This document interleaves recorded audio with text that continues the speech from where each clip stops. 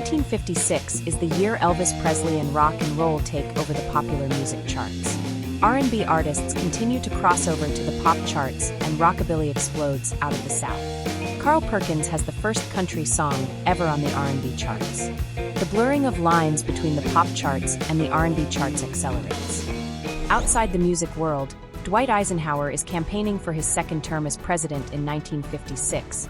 In Montgomery, Alabama, Martin Luther King succeeds in ending segregation on buses following a year-long strike. The post-war baby boom is leading to suburban expansion and a need for new schools. At-home television is replacing radio as the primary source of information and entertainment. In 1956, gas is cheap and cars are huge with space-age-inspired design featuring tail fins. In car-centric America, drivers patronize both drive-in restaurants and drive-in movie theaters, which are popular with teenagers, and the first indoor shopping mall opens in suburban Minneapolis. In music, the blurring of lines between the pop charts and the R&B charts continues with a record number of songs by the original artists appearing on both charts. In January, Chicago doo-wop group the Dorados topped the U.S. R&B chart with the single "At My Front Door" on Chicago's VJ record label. The song also rises to number 17 on the U.S. pop chart. Los Angeles R&B vocal group the Platters returned to the pop charts with The Great Pretender, their follow-up single to Only You. The song is written by their songwriter and manager Buck Ram and tops the R&B charts in January and climbs to number 2 U.S. pop. In February, Augusta, Georgia singer James Brown and his band The Famous Flames record their first single Please, Please, Please at Cincinnati's King Records studio. By late summer, the single would reach number 5 on the U.S. R&B charts. Brown would go on to have 7 top 10 hits on the pop charts. Bill Haley and his Comets hit number 6 U.S. pop, number 7 UK with their cover of the Bobby Charles song, See You Later, Alligator, based on a popular phrase of the time. It would be Haley's last top 10 hit in the U.S., though he would hit the UK top 10 several more times. Carl Perkins' song Blue Suede Shoes is recorded at Sun Studios in Memphis.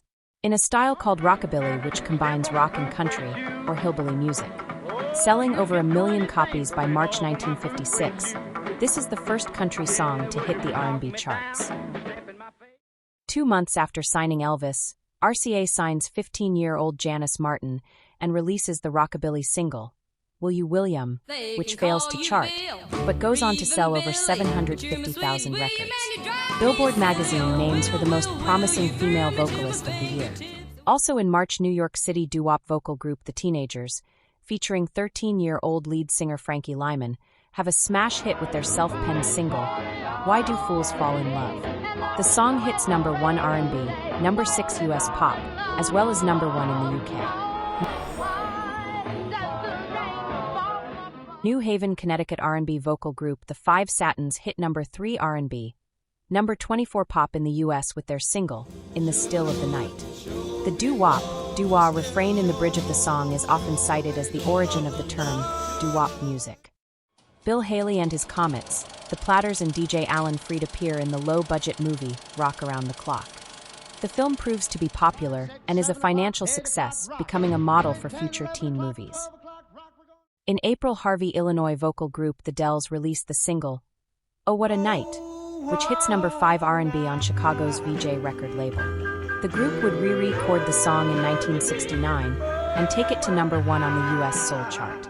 Long Tall Sally is Little Richard's follow-up single to Tutti Frutti and becomes his first number 1 hit on the R&B chart. Recorded at the New Orleans studio of Cosimo Matassa, the song also reaches number 6 pop. The third time's the charm for Sun Records artist Johnny Cash, who hits number 1 country, number 17 pop with his third single, I Walk the Line. The single would go on to sell over 2 million copies, becoming one of Cash's best-known songs. In June, Wink, Texas native Roy Orbison releases his debut single Ooby Dooby on Sun Records. The song achieves moderate success, reaching number 59 pop and going on to sell 500,000 copies. Orbison would later further develop his look and signature sound, achieving a successful music career well into the 1990s. Elvis Presley debuts his cover version of Big Mama Thornton's R&B hit, Hound Dog, on the Milton Berle television show, and creates a national controversy with his suggestive hip movements. In August, the single reaches number 1 US and number 2 UK. Also in June, St. Louis rocker Chuck Berry continues his success with the single Roll Over Beethoven, an uptempo declaration to dig these rhythm and blues. Released on Chess Records, the single reaches number 2 U.S. R&B, number 29 U.S. pop. At the suggestion of Elvis Presley, country artist Wanda Jackson switches to rockabilly and releases a series of high-powered singles on Capitol Records. Although she has limited chart success, she is nicknamed the Queen of Rockabilly. On Philadelphia's popular afternoon teen music show Bandstand, host Bob Horn is fired from the show following a drunk driving arrest. Horn is replaced by the younger, more clean-cut Philadelphia area radio disc jockey Dick Clark.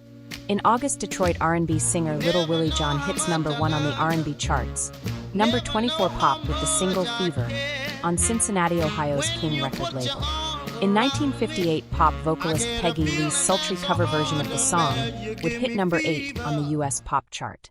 After winning on the TV competition show Ted Mack's Amateur Hour, Memphis band Johnny Burnette and the Rock and Roll Trio are signed to Coral Records.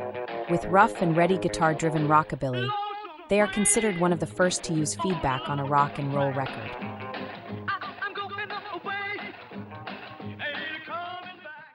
In November, veteran New Orleans R&B star Fats Domino racks up his 6th number 1 R&B hit with Blueberry Hill, which also reaches number 2 U.S. pop, number 6 UK. This would be Domino's highest charting single on the U.S. pop charts. Influenced by the success of Les Paul and Mary Ford, American R&B duo Mickey and Sylvia chart at number 1 R&B, number 11 pop in the U.S. with their cover of Bo Diddley's song, Love is Strange.